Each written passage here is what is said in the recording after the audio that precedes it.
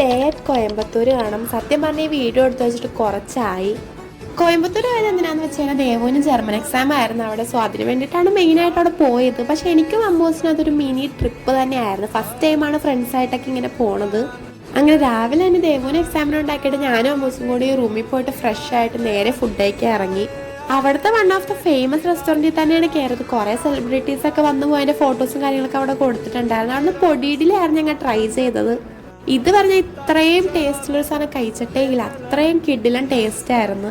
അങ്ങനെ ഫുഡൊക്കെ കഴിച്ച് ഇറങ്ങിയിട്ട് പിന്നെ നേരെ റൂമിലേക്കാണ് പോയത്. സാധനങ്ങളൊക്കെ എടുത്ത് ഇറങ്ങാനുള്ള ടൈം ആയിട്ടുണ്ടായിരുന്നു. അപ്പം തന്നെ സാധനങ്ങളൊക്കെ എടുത്തിട്ട് ദേവുവിൻ്റെ എക്സാം നടക്കുന്ന കോളേജിലേക്കാണ് ഞങ്ങൾ പോയത്. ഞങ്ങൾക്ക് ആകെ ടൈം അത്രേ ഉണ്ടായിരുന്നുള്ളൂ. തിരിച്ചു പോകാനുള്ള ട്രെയിൻ ഉച്ചക്കായിരുന്നു.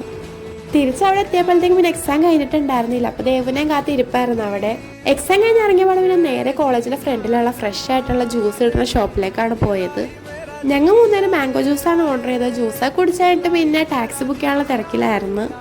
അവിടെ ആകെ കുറച്ച് നേരം സ്പെൻഡ് ചെയ്യാൻ പറ്റിയുള്ളെങ്കിലും ഞങ്ങൾ മൂന്നേരം ഭയങ്കര ഹാപ്പി ആയിരുന്നു. കാരണം ഞങ്ങൾ മൂന്നേരം ഫസ്റ്റ് ടൈമാണ് ഇങ്ങനെ ഫ്രണ്ട്സായിട്ടൊക്കെ എവിടെയെങ്കിലൊക്കെ പോണത്. സ്കൂളിൽ നിന്നും കോളേജിൽ നിന്നൊക്കെ പോയിട്ടുണ്ടാവാം, പക്ഷെ അത് ഇതുപോലെ ആവത്തില്ലല്ലോ. നമുക്ക് അത്രയും ഫേവറേറ്റ് ആയിട്ടുള്ള ആൾക്കാരായിട്ട് പോകുന്നത് വേറെ തന്നെ ഒരു ഹാപ്പിനെസ് ആണല്ലോ.